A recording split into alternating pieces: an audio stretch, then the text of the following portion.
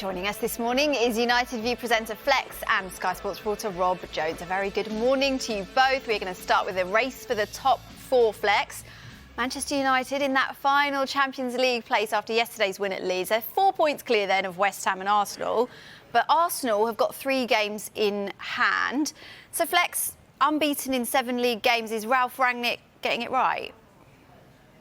Starting to make improvements, which he's steadily been doing for a little while. I think if you don't watch Manchester United game in, game out for 90 minutes, you won't see the little bits of improvements that there has been.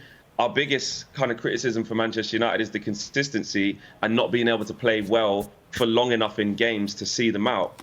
Being in dominating positions, whether it's the first half against Aston Villa, which was brilliant, the second half against Brentford, which was brilliant, a win against West Ham in the last minute. Little things like that. Burnley, again, same thing. Fantastic first half and let it go second half. So Ralph Rangnick has made some big decisions since he's been there and has somewhat steadied the ship. He actually has done that. We just haven't had the results to show for it. Has it been as good as morale as we would have liked? Maybe not. But we were coming from such a bad place that we just got to get results and just got to try and find some form of continuity and consistency. But sitting in 4th place in a table with teams of games in hand, yesterday was a massive win. When you look at the likes of Arsenal beating Brentford, Spurs going on to do what they did at the Etihad with not much people thought that would happen. Wolves again winning straight after us. It's really hotting up in that area of the table, so all we can do is get points on the board. Rob, could those reports of a rift in the squad have actually brought the team closer together, a bit of it's us against the world? Possibly, but those reports, they're coming from somewhere, aren't they? There are obviously leaks in the dressing room, and I don't think it helps Manchester United that they are sort of still gossiping like old gals down at the bingo hall, and these stories are getting out into the public domain. Maybe you could argue that there becomes a little bit of a siege mentality, but the point that Flex makes is a decent one in terms of results, that the results are okay. He's only lost that 1 game at home against Wolves, but they've not played anyone really, have they, so far, Manchester United? The best 2 teams they've played are West Ham, who they beat in the 4th minute of stoppage time, and Wolves at home, who they lost to. The acid test is coming around the corner over the course of the next few weeks, isn't it, when they play Atletico Madrid twice, they play Manchester City, they play Tottenham, and they play Liverpool. And I think that will be the time when we find out just how far Ralph Rangnick has taken Manchester United, because at the moment, they've done what you'd expect them to do, no more than that. Flex, how also, just quickly, just on the reports, there's been so much coming out of the dressing room and this, that, and the other. And I think sometimes when you flock to social media and you see the hysteria that actually happens, some of it was very timely in terms of Cristiano Ronaldo just helped Manchester United win a game against Brighton, scored a fantastic goal. Then you flock to the media, and all of a sudden there's a rift. Harry Maguire comes out and defends himself and says that's absolute nonsense, whilst he tries to help a fighting young cancer patient, has to defend himself, and all of a sudden there's a rift. And I think Rob says is correct. There's been a lot of noise around Manchester United, but in terms of the mentality, I actually do think it has made the players come together, because actually, whether Manchester United are in the headlines for good or for bad, that's traction. That's a lot of attention on Manchester United. That's just how it works. So I think, it's almost like sieving for gold, where the truth is somewhere in between. But I think some of the stuff that has come out from the club has literally been nonsense. I saw a report the other day that said Ralph Rangnick has had one-on-one meetings with Ronaldo, with Pogba, with Bruno. So in other words, he's a manager's talking to his players. But that's the news. So I think we have to be careful sometimes when we see things on social media and associate that to everything's broken. Flex, I was going to ask you about performances and how impressed you've been with Jadon Sancho, and also who else stood out for you yesterday? Yeah, Jadon Sancho is really coming to the forefront. He's much more confident. He's getting on the ball. He's making opposite fullbacks think twice about, trying to go near him. He's skipping past people like they're not there. Still needs to work on that final decision. But that's coming in yesterday's game. 2 assists for him.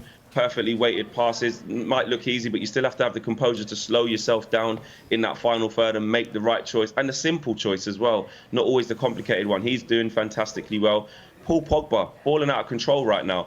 Some may say, he's playing for a new contract elsewhere, putting himself in a shop window, trying to get an improved deal for Manchester United. To be honest with you guys, I don't really care which one it is right now for the remainder of the season. I want the best Paul Pogba, and he was an absolute handful. And Harry Maguire, to be fair to him, he's had a lot of critics. He's had a lot of criticism his way. but he stepped up yesterday, and Victor Lindelof was really good as well. There was a huge pool of players who really stepped it up yesterday as well, and Scott McTominay really gave a derby performance. Rob, let's have a look at the top of the Premier League table and see how things stand in that race for fourth place. So Manchester United in that position at the moment, West Ham fifth, but Arsenal, Wolves and Tottenham all behind, all have games in hand. Who do you think is going to get that fourth spot?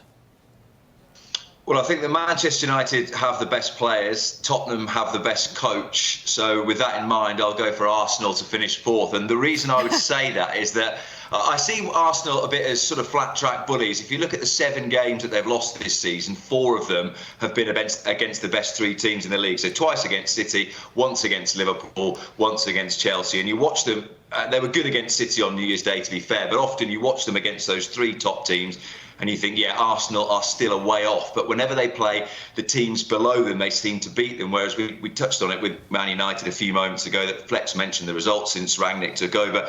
There have still been draws against Burnley and Newcastle and Villa, having been 2-0 up.